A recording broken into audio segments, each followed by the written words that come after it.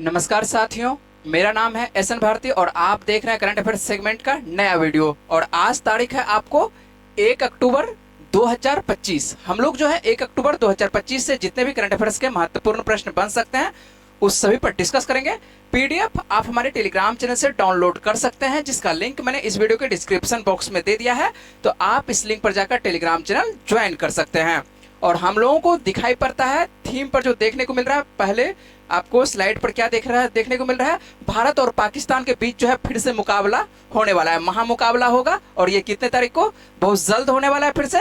और ये जो है आपको 5 अक्टूबर को होने वाला है ना। तो इस बार जो है, लेकिन इस बार जो है मुकाबला जो होने वाला है, इस बार हम लोगों की तरफ से जो भाग ले रही है महिला, है ना, महिला वाली जो है, महिला क्रिकेट जो जितने भी हैं खेलती है, जो कप्तान हम लोग की हरमनप्रीत कौर। तो हरमनप्रीत कौर के कह सकते हैं कि नेतृत्व में एक बार फिर से महामुकाबला आपको देखने को मिलेगा। किसके साथ? तो पाकिस्तान के साथ। कितने तारीख को? 5 अक्टूबर को ये मुकाबला होने वाला है। तो तैयार रहिए फिर से एक बार पाकिस्तान को हराने के लिए, है ना। चलिए हम लोग आ जाते हैं, यहीं से बातचीत करेंगे पहले प्रश्न से। यहाँ से क्या प्रश्न बन सकता है ना। जब ये आपको 5 अक्टूबर को दिया है कि महामुकाबला होने वाला है, तो कौन सी श्रृंखला हो रही है, क्या हो रहा है, यहाँ पर बातचीत करेंगे, विशेष बात करते हैं। और प्रश्न क्या पूछा जा सकता है, इस पे बातचीत करते हैं। तो आप लोग उम्मीद है कि जुड़ चुके होंगे। आइए हम लोग डायरेक्ट प्रश्न से बातचीत करते हैं और साथ साथ जो है आप लोग बनाते भी रहिएगा। यहीं से हम लोगों को पहला प्रश्न लिया गया है। और क्या प्रश्न लिया गया है, क्या प्रश्न बनाया जा सकता है? तो प्रश्न ये बनाया जा सकता है अभी कि आईसीसी विमेंस आपको क्रिकेट वर्ल्ड कप 2025, ये क्या है? आपको क्रिकेट वर्ल्ड कप है, ठीक है। तो ये क्रिकेट वर्ल्ड कप 2025 और किसका खास करके? तो ये महिला वाला आईसीसी का जो है विमेंस वाला जो है क्रिकेट वर्ल्ड कप 2025 के बारे में बात कर रहे हैं कि इसका आयोजन जो है किन देशों में हो रहा है। तो इनका आयोजन, यह जो आपको खेल हो रहा है, इस खेल का आयोजन कहां पर किया जा रहा है? तो इसका आयोजन जो है भारत और श्रीलंका में किया जा रहा है। इसका सही आंसर क्या बनेगा? तो भारत और श्रीलंका। समझ रहे बात को? इसका आंसर क्या बनने वाला है? तो भारत और श्रीलंका बनने वाला है। आइए इस पे थोड़ा सा और बात कर लेते हैं। भारत और श्रीलंका क्यों? मेजबान वैसे भारत ही था, लेकिन श्रीलंका को भी रखा गया है। तो इसकी शुरुआत जो है आपको विमेंस वनडे वर्ल्ड कप हो रहा है, ये भी ध्यान रखेंगे। वनडे वाला है ना, 50 ओवर वाला है। तो वनडे वर्ल्ड कप का जो है 13वां ये एडिशन स्टार्ट हो चुका है। और कितने तारीख से? तो 30 सितंबर से जो है ये स्टार्ट हो चुका है, शुरू हो चुका है। अर्थात कल के दिन से जो है आपको ये वर्ल्ड कप स्टार्ट हो चुका है, महिला वर्ल्ड कप, है ना। और ये कब तक इसका आयोजन होने वाला है? तो ये आयोजन आपको होने वाला है 2 नवंबर 2025 तक। तो नवंबर अगले माह तक होने वाला है, कह सकते हैं कि 1 महीना ये आयोजन चलने वाला है। तो 2 नवंबर 2025 तक जो है इसका आयोजन होने वाला है। भारत और श्रीलंका में जो है विमेंस वनडे वर्ल्ड कप कह सकते हैं कि आपको होने वाला है। कहां पर? तो आपको श्रीलंका में आपको विमेंस वनडे वर्ल्ड कप का आयोजन हो रहा है। कहां पर हो रहा है इसका आयोजन? तो 2 देश याद रखेंगे, भारत और साथ साथ में श्रीलंका याद रखेंगे। और भारत का जो पहला मैच जो है 30 सितंबर से स्टार्ट है। तो जो भी देश एक तरह से कह सकते हैं कि आयोजन करता है, वही पहला मैच खेलता है किसी देश से। तो यहाँ पर जो है भारत और श्रीलंका के बीच में ही जो है पहला मैच खेला जाता है। और यह मैच जो है स्टार्ट होती है कहाँ से? गुवाहाटी से स्टार्ट होती है। कल 3 बजे आप देखे होंगे कि मैच स्टार्ट हो चुका था, लेकिन बीच बीच में जो है बारिश बाधित हो रही थी। उसके बावजूद भी जो है इसमें जो है जीतता कौन सा टीम है? तो हम लोगों के भारतीय टीम जो है इसमें जीतने में सफलता प्राप्त करती है, श्रीलंका को पराजित कर देती है। तो यहाँ से ये प्रश्न का तो कोई जरूरत नहीं है, ये आपको ऐसे बता रहे हैं। और ये याद रखिएगा कि टूर्नामेंट की मेजबानी जो है भारत के पास ही है। किसके पास है? तो ये अपने देश के ही पास है। मेजबानी किसके पास है? तो वनडे वर्ल्ड कप जो हो रहा है महिला वाला, इसका मेजबानी भारत के ही पास है। लेकिन पाकिस्तान के सभी मैच जो हो कहां पर खेले जाएंगे? तो पाकिस्तान, आपको पता है कि पाकिस्तान वाले जो है खिलाड़ी भारत नहीं आना चाहते हैं, है ना। और भारत के खिलाड़ी पाकिस्तान नहीं जाना चाहते हैं। इस बीच में जो है आपको ये राजनीति होती है। तो इसी वजह से जो है आपको पाकिस्तान के जो सभी मैच है कहां पर इसका आयोजन रखा गया है? तो इसका आयोजन रखा गया है श्रीलंका में। श्रीलंका के किस शहर में? तो कोलंबो में रखा गया है। और 2 नवंबर जो होने वाला है, क्या होने वाला है? तो 2 नवंबर आपको 2025 को होगा क्या? तो आपको कह सकते हैं फाइनल होगा। तो 2 नवंबर तक टूर्नामेंट में जो है कुल कितनी टीमें भाग ले रही है? 8 टीमें भाग ले रही है। इस बीच देखते हैं कि 31 मैच इसमें होने वाले हैं। 8 टीमों के बीच जो है कुल कितना मैच होगा? आपको 31 मैच होगा। 29 और 30 अक्टूबर को जो है आपको 2 सेमीफाइनल होने वाले हैं। वहीं 2 नवंबर को क्या होगा, तो ये आपको 2 नवंबर को जो है इसका फाइनल खेला जाएगा। और कहां पर फाइनल खेला जाएगा, ये नवी मुंबई डीवाई पाटिल स्टेडियम में खेला जाएगा। कहां पर खेला जाएगा, नवी मुंबई डीवाई पाटिल स्टेडियम में खेला जाएगा। तो ये आप ध्यान रखेंगे कि मुकाबला का जो फाइनल है, ये अंतिम मुकाबला कर सकते हैं, यहाँ पर आपको फाइनल देखने को मिलेगा 2 नवंबर को, जो कि नवी मुंबई डीवाई पाटिल में होगा। लेकिन लेकिन लेकिन लेकिन ध्यान रखिएगा, लेकिन क्या है, लेकिन ये है कि अगर पाकिस्तान फाइनल में पहुंची तो मुकाबला कहां पर होगा, तब मुकाबला बाबू चला जाएगा, शिफ्ट हो जाएगा कहां, कोलंबो में। क्योंकि जो ये कह सकते हैं पाकिस्तान के जो खिलाड़ी हैं आपको भारत आएंगे नहीं, तो फाइनल होगा कैसे, है ना। यदि 2 स्टेडियम रखा गया है, डीवाई पाटिल स्टेडियम और कौन सा आपको श्रीलंका का जो कोलंबो में स्टेडियम है, तो यहाँ पर रखा गया है। तो ये जो आपको ध्यान रखना है कि यदि पाकिस्तान पहुंची तो कोलंबो में आयोजन होगा, भारत भी तब वहीं पर जाकर, भारत को मान लेते हैं कि भारत भी पहुंच गया और ये क्या कहते हैं पाकिस्तान भी पहुंच गया, तो फाइनल तब कहां पर होगा, तब फाइनल होगा कहां पर, आपको सीधे तौर पर आपको श्रीलंका में होगा, कोलंबो शहर में होगा। यदि पाकिस्तान नहीं पहुंचता है, भारत के अलावा कोई और देश पहुंचता है, या ऐसा भी मान लेते हैं कि केवल कोई और देश, 8 टीम में जो है भारत भी नहीं पहुंचा है ना, ऐसा भी मान लेते हैं कि यदि भारत भी नहीं पहुंचा, मान लेते हैं कि न्यूजीलैंड पहुंच गया, ऑस्ट्रेलिया पहुंच गया, तब फाइनल कहां पर होगा, तब भारत में ही फाइनल होगा। समझ रहे हैं, सिर्फ एक ही कंडीशन है, फाइनल दूसरे शहर में उसी वक्त होगा जब वहां पर क्या, उसमें कौन सा जीतेगा, तो आपको श्रीलंका, ये पाकिस्तान जीतेगा तब श्रीलंका में आयोजन होगा, है ना। जब पाकिस्तान जीत जाएगा तब ही शिफ्ट होगा, नहीं तो सीधी सी बात है कि ये नवी मुंबई डीवाई पाटिल स्टेडियम में फाइनल आपको देखने को मिलेगा। और 5 अक्टूबर को जो है, 5 अक्टूबर को होने वाला है आपको भारत और पाकिस्तान के बीच जो है पहला मैच स्टार्ट होगा, भारत और पाकिस्तान के बीच में। तो भारत और पाकिस्तान के बीच में जो है आप कह सकते हैं कि ये महामुकाबला देखने को मिलता है। भारत और पाकिस्तान के बीच में किसी भी प्रकार का कोई मैच हो, वो हॉकी हो, फुटबॉल हो, क्रिकेट हो, या XYZ कुछ भी हो, तो सीधे तौर पर जो है आपको महामुकाबला देखने को मिलता है। और इसी वजह से जो है आप इस बार जो है, तो हम लोग जो है एशिया कप में जो है भारत जो है पूरी तरह से पाकिस्तान को धोया था, और इस बार जो है धोने के कगार पर कौन है, इस बार धोएगी कौन सा, महिला सब धोएगी, ठीक है। तो ध्यान रखिए, अच्छे से 5 अक्टूबर का इंतजार करिए, और 5 अक्टूबर को आपको देखने को मिलेगा क्या, तो हरमनप्रीत कौर में जो है हम लोगों की जो भी महिला क्रिकेट टीम की जो जितने भी खिलाड़ी हैं, सदस्य हैं, सभी इसमें आपको भाग लेते हुए और सभी पाकिस्तान के साथ फिरने की उम्मीद करते हैं कि फाइनल भी जीते, है ना। भारत का कह सकते हैं कि बहुत लंबे दिनों से विश्व कप नहीं जीता है, तो भारत फाइनल भी जीते, तो एक उम्मीद है। चलिए देखते हैं आगे क्या होगा, खेल है तो कुछ भी हो सकता है, दिल पर नहीं लेना है कोई भी बात, है ना। चलिए आइए हम लोग देख लेते हैं अगला प्रश्न आप लोगों के लिए क्या है। और अगला प्रश्न हम लोगों के जो है ये आपको महत्वपूर्ण है, और महत्वपूर्ण के साथ साथ जो है जीवन में भी आपको कुछ सिखा के जाएगा। क्या सिखा के जाएगा, आइए देख लेते हैं। सबसे पहला है कि यहाँ पर जो आपको देखने को मिल रहा है कि सबसे पहले हम लोग प्रश्न देखेंगे कि प्रश्न आपको क्या कह रहा है। तो प्रश्न आपके लिए है कि हाल ही में बिना हाथ वाली, क्या है, बिना हाथ के, ठीक है, बिना हाथ वाली पहली वर्ल्ड पैरा आर्चरी चैंपियन कौन बन गई है। तो बिना हाथ वाली पहली वर्ल्ड पैरा आर्चरी जो बनी है, कौन बनी है, इसका सही आंसर क्या होगा। तो इसका सही आंसर यदि आप जान रहे हैं तो आप कमेंट कर सकते हैं, ऐसे तो मेरे द्वारा तो आपको बताया ही जाएगा, है ना। तो इसका सही आंसर क्या बनेगा, तो इसका सही आंसर बनेगा शीतल देवी। आप जानते होंगे पैरा खिलाड़ी है शीतल, और शीतल जो है किस खेल से संबंधित है, तो आर्चरी इसको बोला जाता है, तीरंदाजी को, है ना, तीर धनुष जिसमें खेला जाता है, तो तीरंदाजी को बोला जाता है आर्चरी, ठीक है। तो ये है शीतल देवी, और शीतल देवी क्या है, बिना हाथ वाली पहली वर्ल्ड पैरा आपको कह सकता है कि आर्चरी चैंपियन बनी है। तो ये आपको ध्यान रखना है, बिना हाथ का, ठीक है। आइए इसके चित्र पर आपको दिखाएंगे तब आपको समझ में आएगा। ऐसे पहले थोड़ा सा फैक्ट जान लेते हैं, तथ्य जान लेते हैं, उसके बाद आपको इमेज भी दिखा देंगे कि इनका इमेज क्या है, और इनको जो है अर्जुन पुरस्कार से भी सम्मानित किया जा चुका है। आइए पहले बातचीत करते हैं। महज 18 साल की उम्र में जो है शीतल देवी जो है पैरा वर्ल्ड आर्चरी चैंपियन बन चुकी है, और बिना हाथ वाली इस महिला तीरंदाज ने जो है आपको महिलाओं की कंपाउंड व्यक्तिगत वर्ग में जो है कौन सा पदक जीतती है, तो ये व्यक्तिगत में आपको जीत रही कौन सा, स्वर्ण पदक जीत रही है। और स्वर्ण पदक जीत कर जो है इन्होंने इतिहास रचा है, और उन्होंने जो तुर्की के विश्व नंबर 1 ओजनूर क्यूर आपको गिरडी को, ठीक है, ओजनूर क्यूर गिरडी को जो है इन्होंने क्या किया है, तो आपको पराजित की है। अंक आपके लिए जरूरत नहीं है, अंक जरूरत नहीं है, ऐसे आपको बता रहे हैं। तो आप ध्यान रखिएगा, ये तुर्की के खिलाड़ी को पराजित करते हैं। तुर्की के खिलाड़ी भी यदि आपको याद नहीं रहता है तो उसका भी जरूरत नहीं है, ये भी लाइन का जरूरत नहीं है। लेकिन आपको याद क्या रखना है, तो याद आपको रखना है कि आपको शीतल देवी को, और शीतल देवी क्या बन रही है, पैरा वर्ल्ड आर्चरी चैंपियन बन रही है। तो आपसे सीधे तौर पर पूछा जाएगा कि पैरा वर्ल्ड आर्चरी चैंपियन कौन हाल ही में बनी है, तो ये बनी है आपको शीतल देवी। इस इवेंट में देखने को मिलता है कि एकमात्र बिना बाजू वाली तीरंदाज शीतल अपने पैरों और टुड्डी का इस्तेमाल करती है, और यह चैंपियन में जो है उनका तीसरा पदक है। ये देख रहे हैं, तीसरा पदक है। और ये क्या चीज का इस्तेमाल करती है?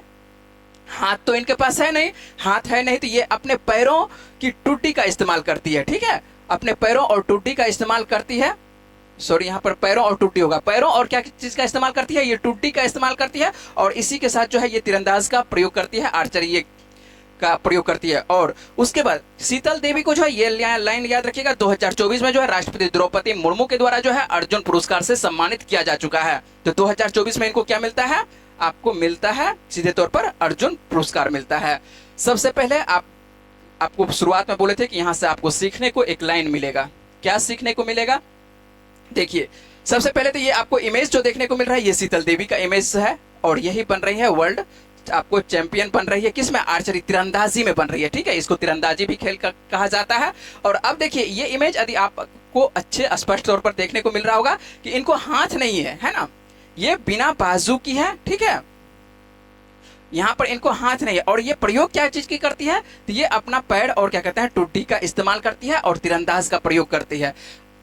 और आप लोग जो है पूजा करते हैं 10 हाथ वाली देवी का। ठीक है, और यहाँ पर देखिए ये इनके पास तो हाथ ही नहीं है। ठीक है, इनके पास केवल आपको देखने को मिल रहा है, क्या देखने को मिल रहा है कि आपको पैरों से ये इस्तेमाल कर रही है। ठीक है, हाथ ही नहीं देखने को मिल रहा है, और उसके बावजूद भी क्या है, ये सफलता प्राप्त कर रही है, चैंपियन बन रही है। तो आपको इनको याद रखना है, अच्छे से याद रखना है, और हाथ की लकीरों पर भरोसा करने से कुछ नहीं होने वाला है। ठीक है, तो आपका यदि इरादा मजबूत रहेगा तो सफलता अवश्य मिलेगी। और ये आपको सिखा रही है कौन? तो ये सिखा रही है आपको शीतल देवी सिखा रही है। ये आपको याद रखना है, शीतल देवी को अच्छे से याद रखना है। और शीतल देवी को याद जैसे ही करते हैं तो यहाँ पर जो है आपको याद रखिएगा कि ये जो है राष्ट्रपति से है ना, जो हम लोगों की राष्ट्रपति है द्रौपदी मुर्मू, इनके द्वारा जो है आपको 2024 में भी इनको अर्जुन पुरस्कार से सम्मानित किया जा चुका है। तो ये एक सम्मानित महिला है, और सम्मानित महिला के साथ साथ जो है आपको ध्यान रखना है कि ये चैंपियन भी है। तो भारत की तरफ से ये खेल रही है, और चैंपियन के साथ साथ आपको क्या है, ये एक तरह से कह सकते हैं अर्जुन पुरस्कार से ये सम्मानित महिला भी है। समझ रहे बात को? एक तो सम्मान मिला है, उसके बाद क्या कहते हैं कितना मेहनत की होगी, समझ रहे हैं कि मेहनत इनके पीछे कितना होगा कि बिना हाथ के रहने के बावजूद भी ये चैंपियन बन रही है। व्यक्ति के पास तो हाथ रहता है, उसके बावजूद भी चैंपियन नहीं बन पाता है। तो इस महिला के बारे में आपको अच्छे से याद रखना है। और महिला का नाम क्या है? तो ये शीतल देवी है। चलें अगले प्रश्न पर।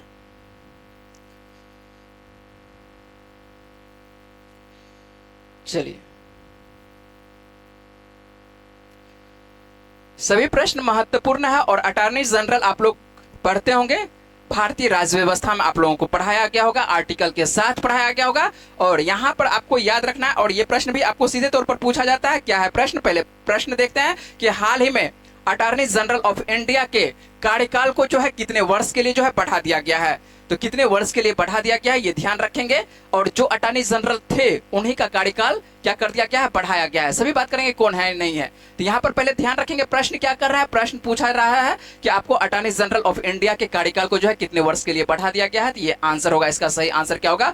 2 वर्षों के लिए बढ़ा दिया गया है। कितने वर्षों के लिए बढ़ा दिया गया है? तो 2 वर्षों के लिए जो है बढ़ा दिया गया। तो एक तो सबसे पहले आंसर देखिए, और आंसर के साथ साथ हम लोग देखेंगे क्या देखेंगे कि इसका महत्वपूर्ण तथ्य क्या है, और अटॉर्नी जनरल कौन है जान सकते हैं आप लोग बता सकते हैं। वैसे आप लोगों को मालूम होगा कि अब वर्तमान में जो है हम लोग की जो अटॉर्नी जनरल कौन है? आर वेंकट रमनी है। आर वेंकट रमनी है, और यही जो है भारत के आपको अटॉर्नी जनरल देखने को मिल रहे हैं। ठीक है, तो अटॉर्नी जनरल ऑफ इंडिया कौन है? आपको आर वेंकट रमनी है, जिनका कार्यकाल कितने वर्ष के लिए बढ़ा दिया गया है? तो 2 वर्षों के लिए जो है इनका कार्यकाल को क्या कर दिया गया है? बढ़ा दिया गया है। और कह सकते हैं कि अतिरिक्त कार्यकाल के साथ इनको जो है पुनर्नियुक्त किया गया है ना, पुनर्नियुक्त कर दिया गया। पहले भी यही थे, फिर से जो है इन्हीं को बना दिया गया है, जो 1 अक्टूबर 2025 से प्रभावी होगा। अर्थात आज के दिन से जो है 1 अक्टूबर 2025 से, अर्थात आज के दिन से ही ये क्या होगा? प्रभावी होगा। इस पुनर्नियुक्ति के साथ आपको देखने को मिलता है, यदि बात करें कि ये पहले कब बने थे, तो ये बने थे कब? तो वर्तमान में कह सकते हैं कि आपको अटॉर्नी जनरल का कार्यकाल कितने वर्षों का होता है? तो सामान्यतः जो है 3 वर्ष का रखा जाता है। तो 3 वर्ष का इनका कार्यकाल था, और 3 वर्ष का कार्यकाल जो है 30 सितंबर 2022 को ये शुरुआती अवस्था में ये बनते हैं। और उस वक्त से जो है आपको सीधी तौर पर जो है आपको 30 सितंबर 2025 को क्या होगा? 3 वर्ष का कार्यकाल क्या हो जाता है? पूरा हो जाता है। और जैसे ही 3 वर्ष का कार्यकाल पूरा हो जाता है तो वो समाप्त हो जाता है उनका कार्यकाल। और लेकिन भारत सरकार के द्वारा जो क्या कर दिया जाता है, फिर से उन्हीं के कार्यकाल को फिर से बढ़ा दिया जाता है। कितने वर्षों के लिए बढ़ा दिया गया है? तो 2 वर्षों के लिए। अब जो है ये 30 सितंबर 2027 तक जो है देश के शीर्ष विधिक अधिकारी के रूप में क्या करेंगे, ये सेवा देंगे। तो अटॉर्नी जनरल अब कब तक बने हुए रहेंगे? आर वेंकटरमणी 2027 तक। कब तक? 2027 से कब तक? तो 30 सितंबर 2027 तक बने हुए रहेंगे। क्या सही समझ रहे हैं कि ज्यादा स्पीड है? इतना स्पीड सही है? इतना स्पीड से मान के चलिए आपसे बातचीत करना उचित है ना? चलिए, तो ये ध्यान रखिएगा। कमेंट आप लोगों का देख लेते हैं कि क्या कमेंट आप लोग कर रहे हैं।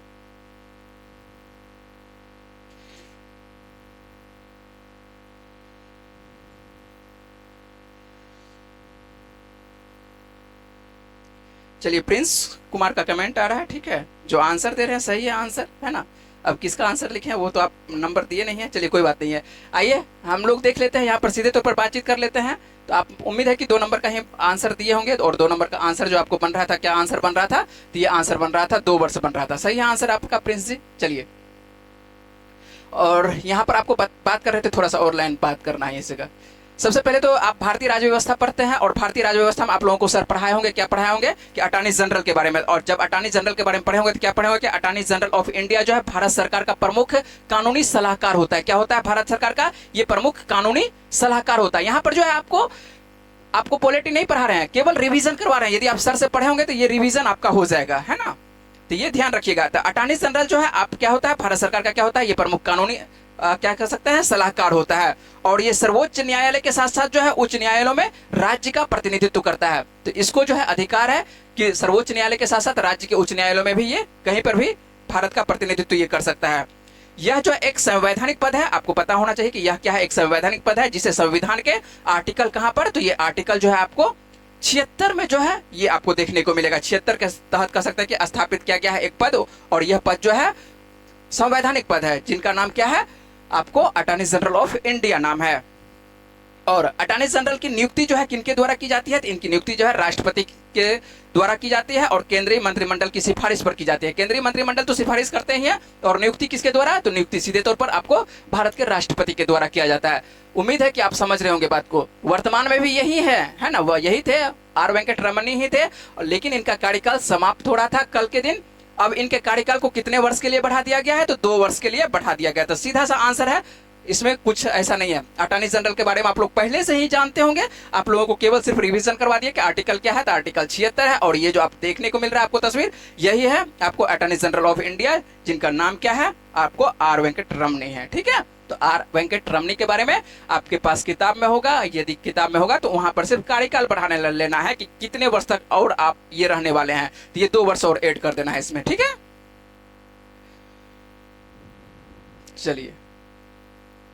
चलिए बनाइए साथ साथ, यदि आप बना रहे हैं साथ साथ तो बनाते रहिएगा, है ना? और वीडियो यदि आप देख रहे हैं जिस भी चैनल पर आपको मिल रहा है, तो आप यदि देख रहे हैं तो आपको क्या करना है, लाइक तो थोड़ा सा कर दीजिए। लाइक करने में आपका कुछ जाता नहीं है, लाइक यदि कर देते हैं तो थोड़ा सा हम लोगों को लगता है कि हाँ सही से आप लोगों के पास जो है ये जो मेहनत कर रहे हैं थोड़ा सा उसका लाभ मिल रहा है। तो लाइक आप कर सकते हैं, है ना? कम से कम लाइक तो करिए, कमेंट करिए, कमेंट कर सकते हैं, और आप कुछ पूछ सकते हैं, यदि आपको कुछ पूछना है तो वो भी पूछ सकते हैं। चलिए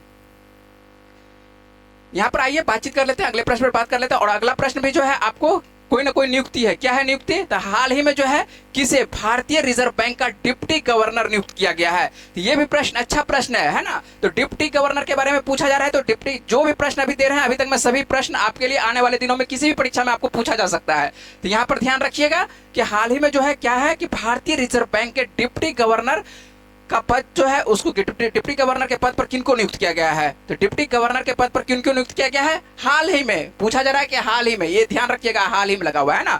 तो हाल ही कहने का मतलब है कि 1-2 दिन के अंतराल में। तो 1-2 दिन के अंतराल में किनको डिप्टी गवर्नर के पद पर नियुक्त किया गया है? तो इसका सही आंसर क्या बन रहा है? बताइए सही आंसर क्या बन रहा है, यदि आप बना सकते हैं तो बताइए, है ना? यहाँ पर जो सही आंसर बन रहा है बताइए। आपको 4 ऑप्शन है, तो 4 ऑप्शन में मान के चलिए कि सही आंसर डिप्टी गवर्नर भारत के जो नियुक्त किया गया है, किनको नियुक्त किया गया है? तो डिप्टी गवर्नर किनको नियुक्त किया गया है? तो इसका सही आंसर जो है आपको श्रीश चंद्र मुर्मू को नियुक्त किया गया। क्या नियुक्त किया गया है? ये डी नंबर आंसर इसका जाएगा, श्रीश चंद्र मुर्मू को नियुक्त किया गया है। ये जो आपको देखने को मिल रहा है टी रविशंकर, पूनम गुप्ता जो देखने को मिल रहा है, श्रीश चंद्र मुर्मू, ये सभी क्या है आपको डिप्टी गवर्नर। लेकिन हाल में किनको नियुक्त किया गया था? हाल ही में जो है आपको श्रीश चंद्र मुर्मू को नियुक्त किया गया है। और संजय मल्होत्रा क्या है? संजय मल्होत्रा के बारे में आप लोग जानते हैं, भारत के क्या है, ये आपको आरबीआई के गवर्नर हैं। ठीक है, आइए कुछ तथ्य देख लेते हैं। तथ्य के अंतर्गत क्या क्या लिखा हुआ है। तो Reserve Bank of India Shrish Chandra Murmu को जो है नए डिप्टी गवर्नर के रूप में क्या किया गया है, नियुक्त किया गया है। और इससे पहले सेंट्रल बैंक में ये क्या थे, कार्यकारी निदेशक के रूप में अपना काम ये कर रहे थे। ये सेंट्रल बैंक के क्या थे, कार्यकारी निदेशक थे। और कार्यकारी निदेशक सेंट्रल बैंक के, इसी को नियुक्त कर दिया गया क्या, डिप्टी गवर्नर। क्या चीज का? तो डिप्टी गवर्नर आपको आरबीआई का। ठीक है, किनको? तो श्रीश चंद्र मुर्मू को नियुक्त किया गया है। और इनकी नियुक्ति जो है 9 अक्टूबर से प्रभावी होगी। अभी प्रभावी नहीं हुआ है। और इसका अर्थ है कि आपको ये अपने पद पर काम करने वाले हैं कितनी तारीख से, तो ये 9 अक्टूबर से प्रभावित होगा। कब से होगा? तो ये 9 अक्टूबर से प्रभावित होगा, जो कि 3 साल होने वाली है ना। 3 साल के लिए वैलिड रहेगी। कितने वर्ष के लिए? तो ये 3 साल के लिए वैलिड रहेगी। रिजर्व बैंक ऑफ इंडिया के कह सकते हैं कि पास जो है वर्तमान में कितना डिप्टी गवर्नर होता है, तो 4 डिप्टी गवर्नर होता है। पढ़े हैं ना आप लोग, एक डिप्टी गवर्नर नहीं होता है। आरबीआई के पास बहुत सारा काम है ना, तो बहुत सारा काम है, तो एक व्यक्ति से संभालने वाला नहीं है। तो संभाल, और भारत की कह सकते हैं कि बाजार को नियंत्रित करना है, सभी चीज को नियंत्रित करना है। तो यहां पर आपको ध्यान रखना है। चलिए, मंजू जी का मैसेज क्या है? चलिए, धन्यवाद धन्यवाद। चलिए आइए बातचीत कर लेते हैं यहाँ पर। तो वर्तमान डिप्टी गवर्नर श्रीश चंद्र मुर्मू क्या है आपको देखने को मिल रहा है, गवर्नर नियुक्त किया गया है। साथ साथ में जो है आपको टीवी रविशंकर है ना, क्या है, टी रविशंकर है। उसके बाद आपको स्वामीनाथन जे हैं और पूनम गुप्ता है। तो 4 नाम हो चुका। सबसे पहला जो नाम आपको देखने को मिल रहा है, जिनका नियुक्ति हाल ही में किया गया है, सबसे पहले इनको याद रखिएगा, आपको श्रीश चंद्र मुर्मू याद रखिएगा, टी रविशंकर याद रखिएगा। दूसरे हैं, तीसरे कौन है, आपको स्वामीनाथन से हैं। और कुछ दिन पहले ही जो है पूनम गुप्ता को भी नियुक्त किया गया था। आपको पूनम गुप्ता, एक महिला भी आपको यहाँ पर देखने को मिल रही है, तो पूनम गुप्ता भी है। पूनम गुप्ता को तो अच्छे से याद रखिएगा, जब भी महिला रहती है तो महिला को आपको याद रखना है कि पूनम गुप्ता है ना, तो पूनम गुप्ता को भी याद रखना है। तो 4 आपके पास क्या है, डिप्टी गवर्नर है। और 4 डिप्टी गवर्नर के साथ साथ क्या है आपके पास, एक आपको क्या है, गवर्नर। और गवर्नर का क्या नाम हो रहा है, वर्ष पहले ही बता चुके हैं कि भारत के जो 26वें गवर्नर हैं आरबीआई के, संजय मल्होत्रा हैं। तो संजय मल्होत्रा जो है आरबीआई के गवर्नर के पद पर है। तो गवर्नर तो कम से कम आपको याद रखना है ना। चलिए आगे चले। तो ये जो आपको तस्वीर देखने को मिल रहा है, यही है श्रीश चंद्र मुर्मू देखने को मिल रहा है। श्रीश चंद्र मुर्मू जो डिप्टी गवर्नर बने हैं, किनका बने हैं, तो आरबीआई का बने हैं। आरबीआई के बारे में आपको सर्वाधिक पढ़ने को मिलेगा, कह सकते हैं कि विशेष जानकारी आपको कहां पर पढ़ने को मिलेगा, तो इकोनॉमिक्स में आपको सर पढ़ाएंगे। जो भी सर पढ़ाएंगे, यदि मेरे द्वारा पढ़िएगा तो मेरे द्वारा भी आपको मिलेगा, किसी चैनल पर मेरे द्वारा भी आपको क्या कहते हैं देखने को मिलता है कि इकोनॉमिक्स पढ़ाने, है ना। तो चलिए, तो यदि सर पढ़ाएंगे तो सर के द्वारा, जिस सर के द्वारा आप पढ़ रहे हैं या पढ़ाया जाएगा आपको, तो वहां पर आपको जरूर पढ़ाया जाएगा। क्या चीज पढ़ाया जाएगा, इकोनॉमिक्स में आपको आरबीआई के बारे में विशेष पढ़ाया जाएगा। ठीक है, जो बैंकिंग की तैयारी करता होंगे तो उनको जो है बैंकिंग जो है मार्केटिंग के अंतर्गत भी पढ़ाया जाता है। तो सभी का विषय अलग अलग होता है, किस एग्जाम किस पर्पज से आप तैयारी कर रहे हैं उस पर्पज से आपको देखा जाता है। वैसे जो ओवरऑल यदि बात करें तो ओवरऑल सीधे तौर पर ये किसी भी परीक्षा में पूछा जा सकता है। चलिए अगले प्रश्न पर बात कर लेते हैं। अगला प्रश्न क्या है, और अगला प्रश्न जो है बायोलॉजी से संदर्भित है। क्या है, बायोलॉजी है ना। अब देखिए बायोलॉजी संदर्भित क्या है और आप लोगों को क्या बन रहा है ये प्रश्न या नहीं बन रहा है, आप एक बार पहले प्रश्न को पढ़ने की कोशिश कीजिए, उसके बाद इस पर बातचीत करेंगे।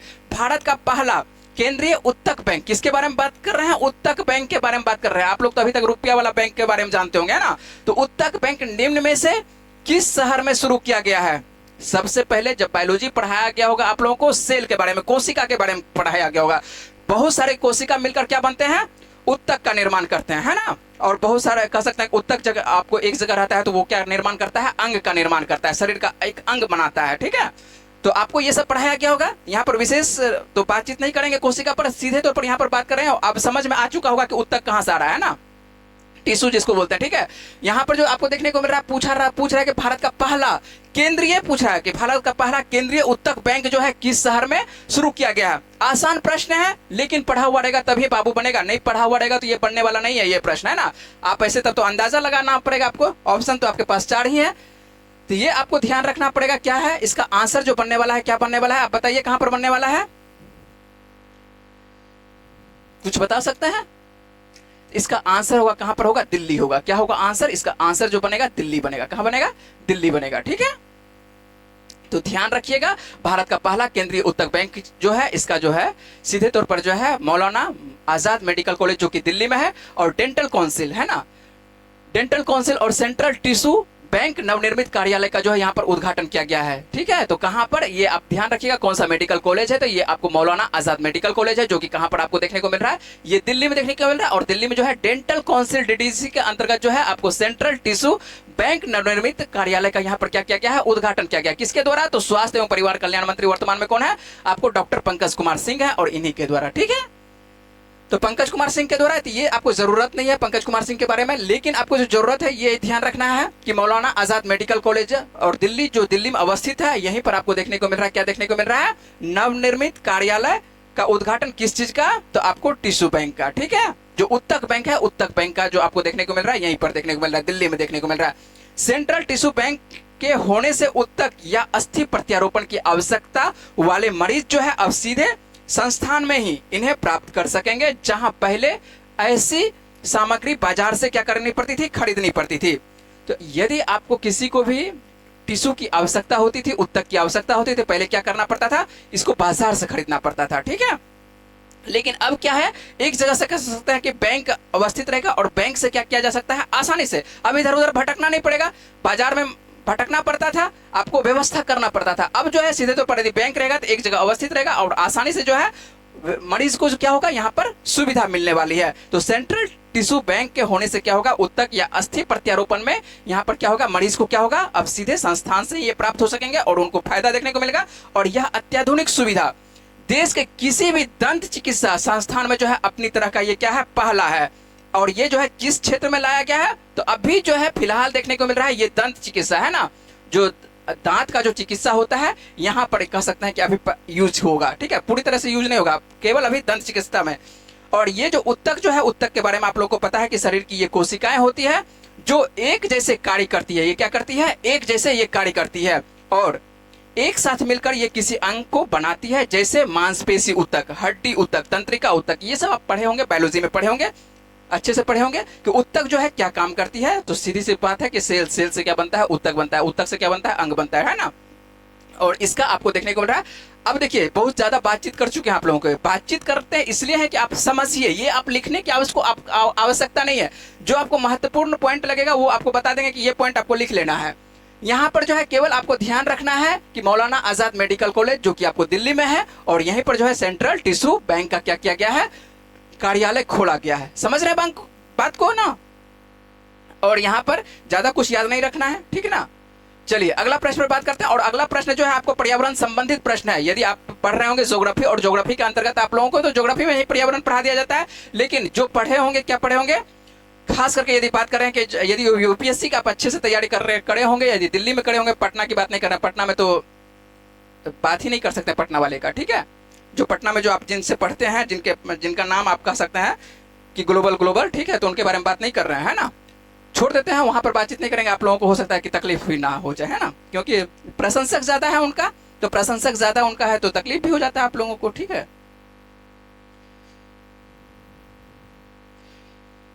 चलिए बनाते रहिए प्रिंस जी, साथ साथ बनाते रहिए, अच्छा बन रहा है आप लोगों का प्रश्न, है ना। चलिए ठीक है, आइए देख लेते हैं, यहाँ पर देख लेते हैं, अगला देखते हैं कि क्या है।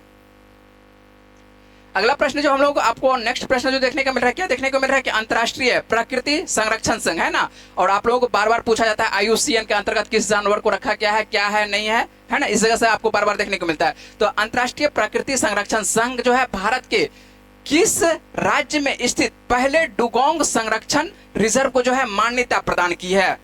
किसको, डुगोंग को, किसको दिया है, डुगोंग को जान रहे हैं, नहीं जान रहे हैं, चलिए कोई बात नहीं, आपको दिखाएंगे, इमेज दिखाएंगे तब समझ में आएगा।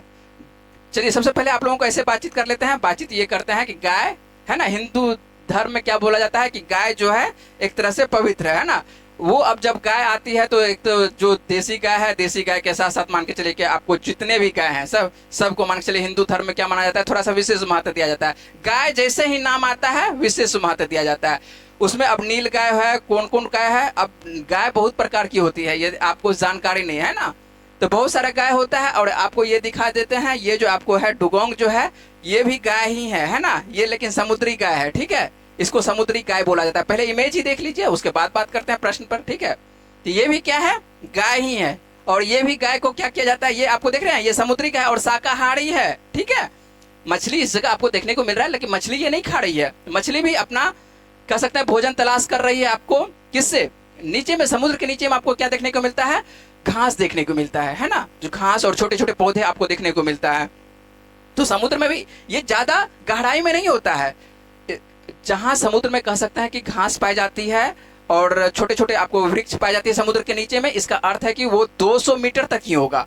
क्या होगा, 200 मीटर के आसपास तक, क्योंकि जहां तक सूर्य की रोशनी समाहित हो सकती है, जा सकती है, प्रवेश कर सकती है समुद्र में, वहीं तक आपको देखने को मिलेगा क्या, आपको ये समुद्री घास देखने को मिलता है। तो सीधे तौर पर ये तो समझ में आ चुका होगा कि ये आपको ज्यादा गहराई में नहीं होती है, 200 मीटर के आसपास है ना, 200-300 मीटर के आसपास कह सकते हैं कि आपको ये आपको देखने को मिल जाएगा क्या, समुद्री गाय। इसी को बोला था डुगोंग, इसको बोलते हैं इंग्लिश में डुगोंग बोलते हैं, और हिंदी में यदि बात करें कि हिंदी में क्या बोलते हैं, इसको भारत के तौर पर जो है इसको समुद्री गाय के रूप में भी जाना जाता है, ठीक है। तो अब देखिए इसको तो मार के खाया जाता है ना, तो मार के, लेकिन अब जो है इसको संरक्षण किया जाता है, इसको जो है मारना कह सकते हैं, यदि कोई पकड़ा जाएगा तो अवैध है, और इसको जो है बचाया जाता है। क्योंकि ये यदि इस पे संरक्षित नहीं किया जाएगा तो ये आने वाले दिनों में क्या हो जाएगा, समाप्त हो जाएगा। एक तो सबसे पहले इसको खाना भोजन बहुत कम मिलता है, और इसकी जनसंख्या बहुत कम है ना समुद्र में, और इसी वजह से इसको जो है संरक्षित किया जाए। जो मछुआरा सब होता है, कभी कभी जो है उसके ये पकड़ में आ जाता है, तो पकड़ में आ जाता है, तो अब जो है क्या कहा जाता है मछुआरा को, इसको जो है आपको कहा छोड़ देना है समुद्र में, इसको छोड़ देना है, इसको मारना नहीं है, ठीक है। तो ये भी जो है गाय के अंतर्गत ही आया, लेकिन ये कौन सा गाय है, समुद्री गाय। तो आज आपको एक नया गाय देखने को मिला होगा, ठीक है। पृथ्वी पर जो मान के चले कि आप पृथ्वी पर कह सकते हैं कि पृथ्वी पर जो स्थल पर आपको देखने को मिल रहा है, तो स्थल वाला गाय तो आप जाने हैं, स्थल में गाय आपको एक और गाय देखने को मिलता है, नीलगिरी है ना, नीलगिरी सॉरी बोलते हैं, नील गाय, क्या बोलते हैं, नील गाय होती है। तो नील गाय जो है ये फसल को परेशान करती है, जब फसल को परेशान करती है किसान उसको जो है सरकार के द्वारा कभी कभी आदेश दे दिया जाता है कि आप उसको क्या कर सकते हैं, अपने क्षेत्र में यदि आपको परेशान कर रहा है तो मार सकते हैं, ठीक है। तो अब देखिए, अब इस पे ज्यादा बातचीत नहीं कर सकते, क्योंकि नील गाय जो है आपको बहुत ज्यादा है, जनसंख्या बहुत ज्यादा है, तो इसलिए उसको मार सकता है, तो कोई फर्क नहीं पड़ता है यहाँ पर। लेकिन क्या कहते हैं, इसको जो रखा गया है डुगोंग को, अब समझ रहे हैं बात को, बहुत ज्यादा बातचीत कर रहे हैं ना। चलिए, अंतर्राष्ट्रीय प्रकृति संरक्षण संघ IUCN के अंतर्गत जो है भारत के किस राज्य में जो है स्थित पहले डुगोंग संरक्षण रिजर्व को जो है मान्यता प्रदान की गई है, तो इसका जो आंसर बनेगा, क्या आंसर बनेगा, तमिलनाडु। क्या बनेगा आंसर, अब सीधे बात कर लेते हैं, इसका आंसर क्या बनेगा, तमिलनाडु बनेगा, है ना। अब आइए कुछ महत्वपूर्ण तथ्य है उसको हम लोग देख लेते हैं। इसके अंतर्गत आप लोगों को हो सकता है यदि कुछ लगे कि आपको लिखने का जरूरत है तो लिख लीजिएगा, है ना। अंतर्राष्ट्रीय प्राकृतिक संरक्षण संघ जो है आयोजन किस राज्य के, तो तमिलनाडु, और तमिलनाडु के कहां पर, तो पाक खाड़ी, ठीक है, जो पाक का खाड़ी है तमिलनाडु के पास। तो भारत के पहले डुगोंग संरक्षण रिजर्व को क्या किया गया है, मान्यता दिया गया, किसके द्वारा, तो अंतर्राष्ट्रीय प्राकृतिक संरक्षण के द्वारा, IUCN के द्वारा जो है ये मान्यता प्राप्त किया गया। और यह क्षेत्र जो है पाक खाड़ी के उत्तरी भाग में स्थित है, जहां कह सकते हैं, यहाँ कह सकते हैं लगभग 12,250 कह सकते हैं, 12,250 आपको देखने को मिलेगा, 12,250 हेक्टेयर समुद्री घास भूमि में ये क्या होती है, पाई जाती है, जो डुगोंग का क्या है, मुख्य भोजन स्थल है। तो ये जो आपको है 12,250 हेक्टेयर जो है समुद्री घास भूमि है। समुद्र के नीचे में जो भी जो है क्या पाई जाती है, छोटा छोटा आपको पौधा पाया जाता है समुद्री घास के अंतर्गत, उसको रखा जाता है सी ग्रास के अंतर्गत रखते हैं। और ये क्या होती है, डुगोंग जो है समुद्री शाकाहारी स्तनपायी जीव है। एक तो सबसे पहले शाकाहारी है, शाकाहारी के साथ साथ क्या है, स्तनपायी है ना। अपने बच्चों को ये क्या करती है, स्तनपान कराती है, ठीक है, दूध पिलाने का काम करती है। अब तो समझ में आ गया ना। ये डुगोंग जो है आपको समुद्री क्या है, शाकाहारी है और स्तनपायी जीव है। सबसे पहले तो ये आपको ध्यान रखना है। और यह मुख्य रूप से क्या खाती है, अभी जस्ट बात की, क्या क्या खाती है, ये सी ग्रास समुद्री घास खाता है ना। और सी काऊ के नाम से भी इनको जाना जाता है, अर्थात समुद्री गाय के नाम से भी इनको क्या करते हैं, ये जानते हैं हम लोग। और डुगोंग को जो है IUCN रेड लिस्ट में संवेदनशील, ठीक है, तो संवेदनशील श्रेणी में जो है इनको रखा गया है। और भारतीय जल क्षेत्र में जो है यह प्रजाति पाक खाड़ी, मन्नार की खाड़ी और अंडमान निकोबार में भी ये आपको द्वीप समूह में भी देखने को ये मिलता है। और विश्व डुगोंग दिवस भी मनाया जाता है। विश्व डुगोंग दिवस जो है प्रतिवर्ष जो है आपको कितने तारीख को, 28 मई को मनाया जाता है। कितने तारीख को मनाया जाता है, तो ये आपको 28 मई को मनाया जाता है। कितने तारीख को, तो ये 28 मई को आपको क्या मनाया जाता है, विश्व डुगोंग दिवस भी मनाया जाता है। ध्यान रखिएगा। तो विश्व डुगोंग दिवस पूछे तो डुगोंग से जितना भी प्रश्न बन सकता है, इतना प्रश्न यदि आप याद रखते हैं तो इतना प्रश्न आपके लिए सफिशियंट है। इतना प्रश्न भी आप याद रखते हैं तो आपके लिए सफिशियंट है, जो कि आपको पर्यावरण संबंधित यदि डुगोंग से संदर्भित किसी प्रकार का यदि प्रश्न पूछे तो वो आपसे बन जाना चाहिए, सीधे तौर पर बन जाना चाहिए, है ना।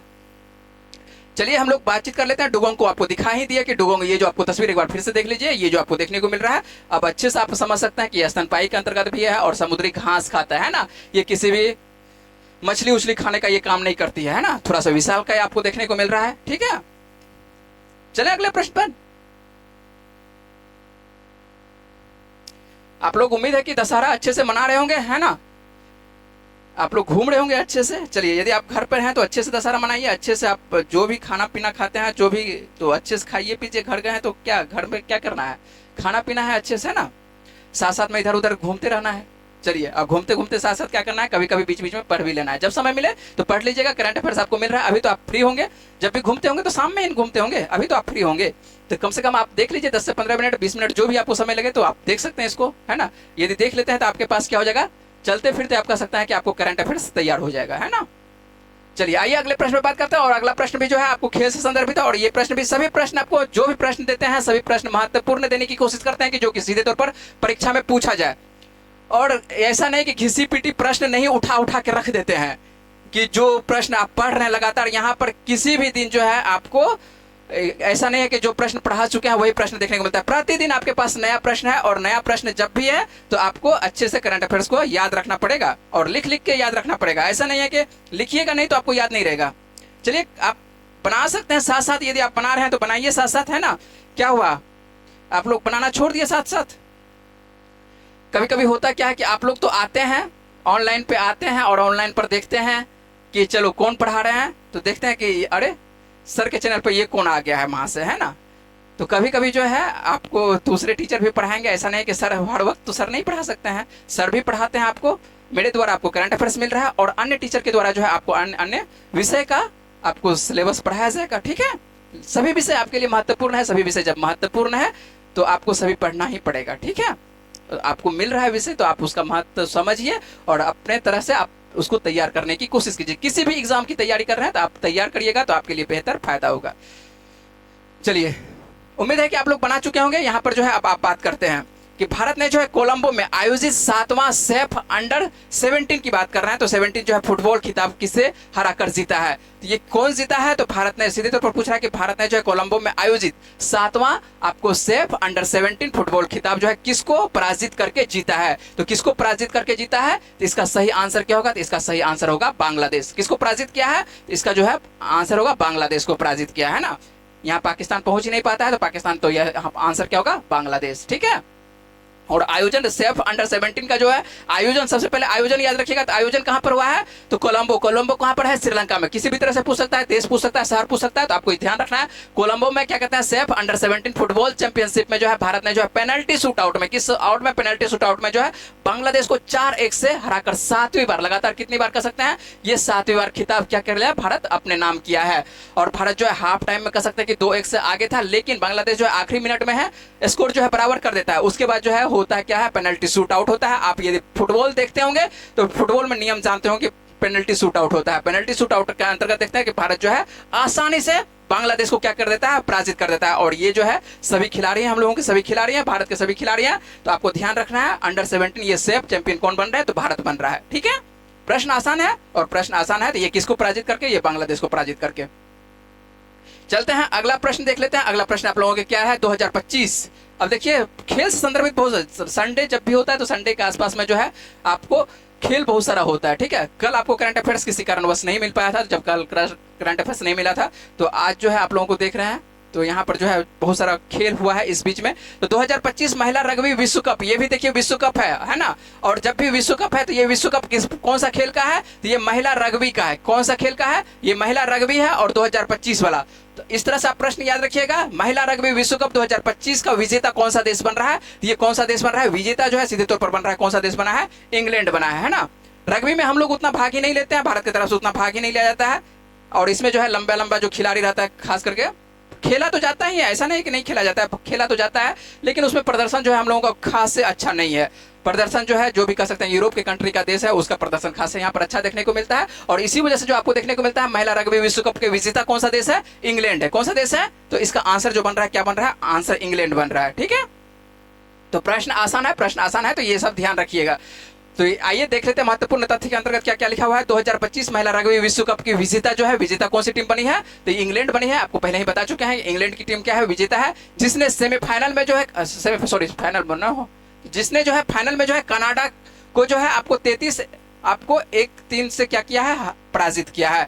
तो आपको ये अंक याद रखने का जरूरत नहीं, सीधे तौर पर याद रखिएगा कि जो है आपको रग्बी का जो उपविजेता है, उपविजेता कौन सा देश रहा? तो उपविजेता रहा था कनाडा रहा था। विजेता कौन सा देश? तो विजेता रहा था आपको इंग्लैंड, और इंग्लैंड के साथ साथ जो है उपविजेता आप याद रखिएगा कनाडा रहा था। और ये जो है आपको खेला गया था कहाँ पर है? ये तो लंदन में खेला गया था, है ना। तो लंदन में जो है ट्विकनहैम एक आपको स्टेडियम है, ट्विकनहैम स्टेडियम है, और ट्विकनहैम स्टेडियम में भी ये आपको खेला गया था, आयोजित किया गया था। और जब नाम आता है आपको किस देश का, आपको आता है किसका, फाइनल कौन जीता है? इंग्लैंड का। तो इंग्लैंड के बारे में थोड़ा सा जानकारी होनी चाहिए। तो ये आपको यूनाइटेड किंगडम है ना, यूनाइटेड किंगडम और यूनाइटेड यूके के अंतर्गत आपको इंग्लैंड देखने को मिलता है, पूरे ब्रिटेन देखने को मिलता है। ये नाम क्या है? यूके किसको बोलते हैं, ब्रिटेन किसको बोलते हैं, उसके बाद इंग्लैंड किसको बोलते हैं? तो ये आपको पढ़ाएंगे सर, ज्योग्राफी में पढ़ाएंगे, है ना। या नहीं तो किसी दिन जो है मेरे द्वारा यदि समय रहेगा तो आपको तब विशेष जो है बात कर लेंगे, आपको मैप पर बात कर लेंगे। कभी कभी ये बात करेंगे, प्रतिदिन तो नाम तो आपको प्रतिदिन तो नहीं कर सकता है, आपको किसी न किसी दिन आपको देखने को मिलता है। तो सभी दिन बातचीत तो कर नहीं सकते हैं। यदि आप जान रहे हैं तो अच्छी बात है, नहीं जान रहे तो आपको पढ़ने को मिलेगा। क्या पढ़ने को मिलेगा? ज्योग्राफी में आपको पढ़ाया जाएगा कि इंग्लैंड किसको कहते हैं, ब्रिटेन किसको कहते हैं, यूके किसको बोलते हैं। तो यहाँ पर जो हम लोग डायरेक्ट आते हैं, तो आप यूके कीजिए या इंग्लैंड कहिए या ब्रिटेन कहिए, आपको अभी याद रखिएगा सीधे तौर पर किसकी राजधानी क्या है? लंदन राजधानी। क्या है राजधानी? तो लंदन राजधानी है। और यदि बात करें कि मुद्रा कौन सी चलती है, तो मुद्रा चलती है यहाँ पर कौन से, पाउंड मुद्रा चलती है। और प्रधानमंत्री की यदि बात करें तो प्रधानमंत्री वर्तमान में कौन है? कीर स्टारमर है। कौन है प्रधानमंत्री? तो आपको प्रधानमंत्री है कीर स्टारमर है, ठीक है, जो कि ब्रिटेन के प्रधानमंत्री हैं। और ये खिलाड़ी है, क्या है खिलाड़ी? तो ये सभी खिलाड़ी आपको देखने को मिल रही है, क्या है, आपको रग्बी की खिलाड़ी हैं, जो कि विजेता खिलाड़ी हैं, है ना।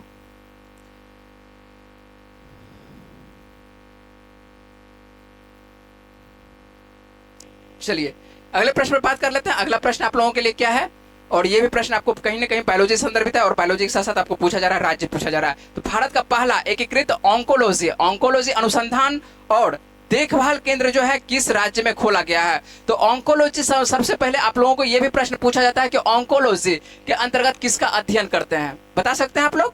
पढ़े होंगे, बायोलॉजी में पढ़े होंगे ऑन्कोलॉजी, ठीक है, पढ़ाया होगा, जरूर पढ़ाया होगा, जो भी सर से पढ़े होंगे जरूर पढ़ाया गया होगा कि ऑन्कोलॉजी के अंतर्गत किसका अध्ययन करते हैं? किसका अध्ययन करते हैं? तो कैंसर का अध्ययन करते हैं, ठीक है।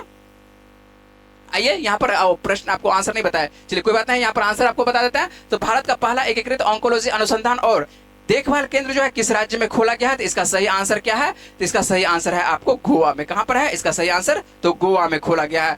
हाल फिलहाल में यदि बात करें कि हाल फिलहाल में तो नहीं, 23 आपको सितंबर को ही कह सकते हैं यहाँ पर हुआ था, काम हुआ था। तो ये जो आपको देखने को मिल रहा है, आयुष मंत्रालय जो है 10वें राष्ट्रीय आयुर्वेद, है ना, 10वें आयुर्वेद दिवस के अवसर पर जो है All India Institute of Ayurveda Dhargal Goa में जो है integrative oncology research and care centre में जो है इसका उद्घाटन किया था। और यह जो है अत्याधुनिक संस्थान भारत का क्या है, पहला ऐसा केंद्र है जिसे परंपरागत और आधुनिक चिकित्सा प्रणालियों में जो है एक साथ लाकर रोगी केंद्रित साक्ष्य आधारित कैंसर पुनर्वास प्रदान करने के लिए कह सकते हैं कि स्थापित किया गया है। तो किस बीमारी के लिए? तो ये कैंसर के लिए, ठीक है। और इसका वर्चुअल उद्घाटन जो है गोवा के राज्यपाल कौन किए थे? अशोक गजपति किए थे। अशोक गजपति को आपको याद रखना है, पढ़ा चुके हैं आप लोगों को कि गोवा के जो राज्यपाल है परिवर्तन हो चुके हैं, और गोवा के राज्यपाल, नए राज्यपाल कौन बने हैं? अशोक गजपति बने हैं। कौन बने हैं गोवा के राज्यपाल? तो आपको अशोक गजपति बना है, और इन्हीं के द्वारा जो उद्घाटन किया गया। और नोट करके आपको लिख दिया है कि 23 सितंबर को कौन सा दिवस मनाया जाता है? आयुर्वेद दिवस मनाया जाता है। और प्रतिवर्ष पहले तो ये धनतेरस के दिन मनाया जाता था, जब भी दीपावली होती थी धनतेरस के दिन मनाया जाता था। लेकिन इस वर्ष से जो है ये अब फिक्स कर दिया गया है, भारतीय प्रधानमंत्री नरेंद्र मोदी के द्वारा जो है अब फिक्स कर दिया गया है कि आयुर्वेद दिवस जो है आपको केवल कितने तारीख को मनाया जाएगा? 23 सितंबर को ही मनाया जाएगा। प्रतिवर्ष आपको 23 सितंबर को मनाया जाएगा। पहले इसका जो है फिक्स नहीं हुआ करता था। तो आयुर्वेद दिवस जो है धनवंतरी के दिवस पर मनाया था, और धनवंतरी दिवस ऐसा कहा जाता था क्या कि जो धनतेरस हम लोग मनाते हैं दीपावली से 2 दिन पहले, ठीक है, तो उस वक्त मनाया जाता था। लेकिन अब जो है 23 सितंबर, और इसी वर्ष से 2025 से जो है ये क्या है, प्रतिवर्ष मनाया। तो ये प्रश्न भी आप लोगों को करवा चुके हैं, तो ये ध्यान रखिएगा, 23 सितंबर आयुर्वेद दिवस आप लोगों को करवा चुके हैं। और यहीं पर आपको देखने को मिल रहा है, क्या देखने को मिल रहा है? गोवा में इंटीग्रेटिव आपको oncology research and care centre का उद्घाटन किया गया है, ठीक है, तो ध्यान रखिएगा ये।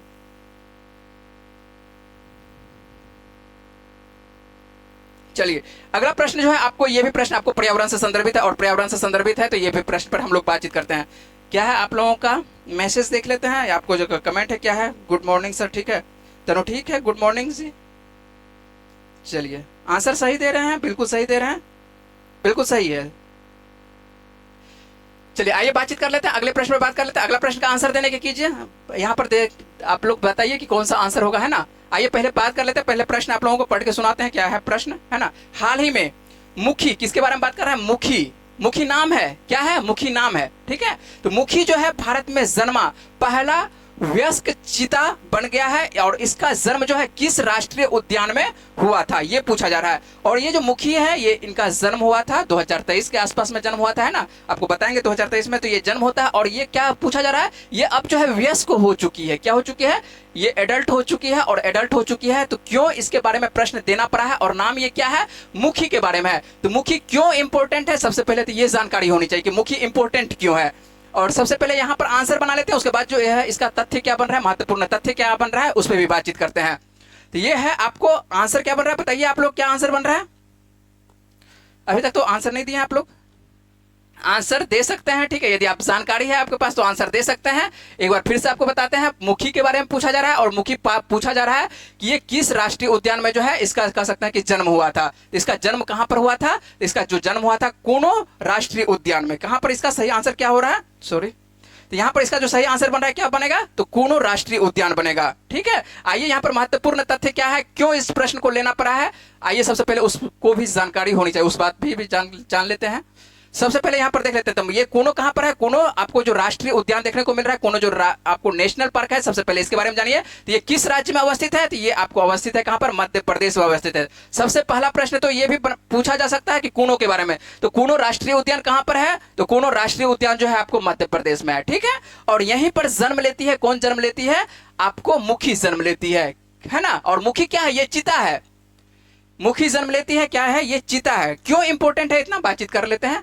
और ये कह सकते हैं कि देश की पहली स्वदेशी जन्मी चीता बन गई है ना। तो देश की यदि पूछे कि देश की पहली, भारत की पहली कह सकते हैं कि स्वदेशी जन्मी चीता कौन सी है, तो ये चीता है आपको मुखी है, जिसमें कह सकते हैं कि वयस्क अवस्था पूरी कर ली। जिसने कह सकते हैं यहाँ पर जिसने होगा, ठीक है, जिसने क्या होगा, वयस्क अवस्था तक क्या कर लिया, एडल्ट ये हो चुकी है। और मादा चीता मुखी जो है 915 दिन, कब तक कहा जाता है कि इसको एडल्ट कब माना जाता है, जब 915 दिन यानी 30 महीने की हो चुकी होती है, तब इसको क्या माना जाता है, एडल्ट माना जाता है। तो ये पूरी कर चुकी है, आपको सीधे तौर पर 30 महीना पूरी कर चुकी है। और दिन पूछे तो 915 दिन, है ना।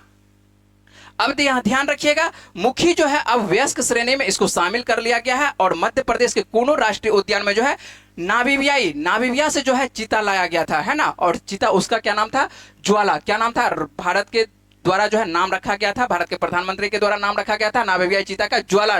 और ज्वाला के गर्भ से ही जन्म लेती है कौन, मुखी जन्म लेती है। और जीवित बच्चे कह सकते हैं कि ये मात्र ऐसी एक रहती है शावक, जो कि ये जीवित बचती है। इनके द्वारा जो है 4 बच्चों का जन्म दिया जाता है। 4 बच्चों में जो है इनका जो 3, उसको क्या बोले, भाई बहनी बोले, भाई बहनी लिख दिया वैसे, और क्या बोल सकते हैं। तो जीवित बचे रहने का शावकों में जो है उच्च मृत्यु दर जो है आवास अनुकूल कह सकते हैं कि चुनौतियों को लेकर जो है चिंताओं का एक विषय था कि बचती है या नहीं बचती है, क्योंकि पर्यावरण अलग अलग पर्यावरण सभी जगह का रहता है। तो हम लोग जो है अफ्रीका से लाए थे चीता को। और अब जो है ये जो ज्वाला है, ज्वाला जो है गर्भ से कह सकते हैं कि जन्म देती है किसको, मुखी को। और जीवित बचे रहने का शावकों का उच्च मृत्यु दर है। यहाँ पर मृत्यु दर क्या है, उच्च है। इसी वजह से जो है आवास इसका अनुकूल चुनौती बना हुआ था। और आवास चुनौती पर बना हुआ था, तो ये जिंदा रहती है या नहीं जिंदा रहती है, उस पर बहुत ही महत्व था, किसके लिए, खास करके पर्यावरण के लिए।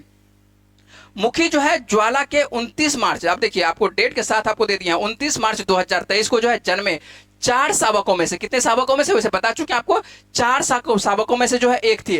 दुर्भाग्य से उसके 3 भाई बहन, क्या बात, यहाँ पर शब्द हमको समझ में नहीं आया कि क्या उसको लिखे, उसके अन्य बच्चे के बारे में क्या लिखे। तो भाई बहन दे दिया आपको समझाने के तौर पर, हम समझ चुके हैं आपको कि 4 बच्चे का जब जन्म होता है तो एक केवल जिंदा रहती है, और 3 जो इनके भाई बहन रहते हैं, है ना, वो क्या होती है, अत्यधिक गर्मी के कारण मृत्यु प्राप्त कर लेती है, ठीक है, वो सहन नहीं कर पाती है। भारत में समझ रहे हैं, अफ्रीका का है लेकिन भारत में वो गर्मी बर्दाश्त नहीं कर पा रहा है, ठीक ना।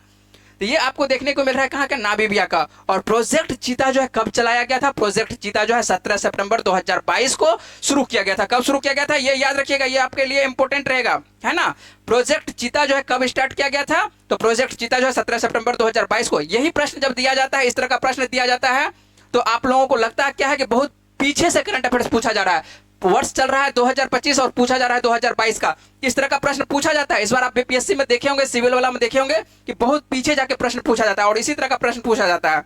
तो प्रोजेक्ट चीता जो है 17 सितंबर 2022 को जो है ये शुरू किया गया था, जब प्रधानमंत्री नरेंद्र मोदी जो है आपको नामीबिया से 8 चीता क्या करते हैं, वहां से लाते हैं और इसको 8 चीता को कहां पर रखते हैं, कोनो राष्ट्रीय उद्यान में रखते हैं, है ना। समझ चुके हैं।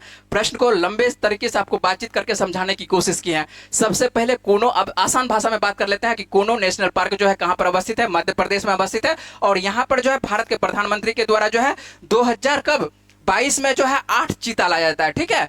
8 चीता को लाया जाता है और 8 चीता जो लाया जाता है उसमें से जो है एक, सभी का नाम रखा जाता है, सभी चीता का क्या नाम रखा है, अलग अलग नाम रखा जाता है। उनमें से जो है एक ज्वाला नाम रहती है ना, एक चीते का क्या नाम है, ज्वाला नाम है। और ज्वाला जो है क्या करती है, आपको 4 बच्चों का जन्म देती है। ज्वाला क्या करती है, आपको 4 बच्चों को जन्म देती है और 4 बच्चों में से मात्र एक बच्चे जो है क्या करती है, जीवित रह पाती है। 3 बच्चे जो है कह सकता है मृत्यु प्राप्त कर लेती है, तो आपको वो गर्मी सहन नहीं कर पाती है।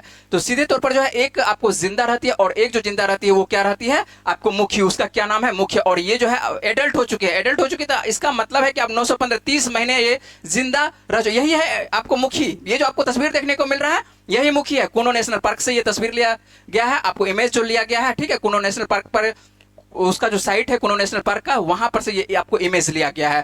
तो ये ध्यान रखेंगे, यही है मुखी है। ये आपको, ये भी क्या है, फीमेल है, ठीक है। ये भी क्या है, फीमेल है। तो ये आपको ध्यान रखना है कि क्या है, नहीं है। मुखी के बारे में आपको विशेष बताया है और साथ साथ आपको नेशनल पार्क के बारे में बताया है। और ये सभी आपको कहां से पूछा जाएगा, किस संदर्भ से पूछा जाएगा, ये सभी आपको पूछा जाएगा सीधे तौर पर आपको पर्यावरण संदर्भ से पूछा जाएगा। क्या है आप लोगों का कमेंट भी देख लेते हैं।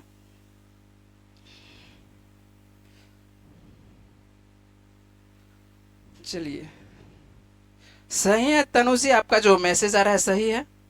क्या 17 सितंबर 2022 आप जो, चलिए क्या सही सही तो लिखे हैं, 17 सितंबर 2022 शुरू किया गया था, सही है ना। तो ये जो है प्रोजेक्ट चीता स्टार्ट किया गया था 17 सितंबर 2022 को स्टार्ट किया गया था, ठीक है, ये सही है। तो ये आप देख रहे हैं इमेज क्या है, यही है आपको क्या चीज का इमेज है, तो आपको मुखी का इमेज है। तो मुखी के बारे में आपको विशेष जानकारी मिला होगा, तो ये आप याद रखिएगा कि मुखी क्या है, नहीं है। और यदि पूछे किसी भी तरह से मुखी क्या है, आपको इसी तरह से भी पूछे, इस तरह से भी पूछा जा सकता है कि मुखी जो है किस क्षेत्र से संदर्भित है या किस प्रकार का ये प्राणी है, तो किस प्रकार का प्राणी है या किस जानवर के अंतर्गत ये आता है, तो ये आपको ध्यान रखना है, ठीक ना। क्यों प्रसिद्ध है, क्यों जानकारी इसके बारे में होनी चाहिए, तो सभी बातें आपको बता चुके हैं। उम्मीद है कि आप लोग समझ रहे होंगे प्रश्न को अच्छे से। आप लोग प्रतिदिन करंट अफेयर्स के क्लास में जुड़िए। यदि आप लोग देख रहे हैं करंट अफेयर्स, आपको लगता है कि फायदेमंद है आपके लिए करंट अफेयर्स, तो आप लोग प्रतिदिन जुड़िए, है ना। और आप लोगों से जो है अंत में एक प्रश्न पूछते हैं, और प्रश्न जो पूछते हैं, आपको पिछले वीडियो में आप लोगों से एक प्रश्न पूछे थे और पिछले वीडियो का सही आंसर क्या है, आइए देख लेते हैं।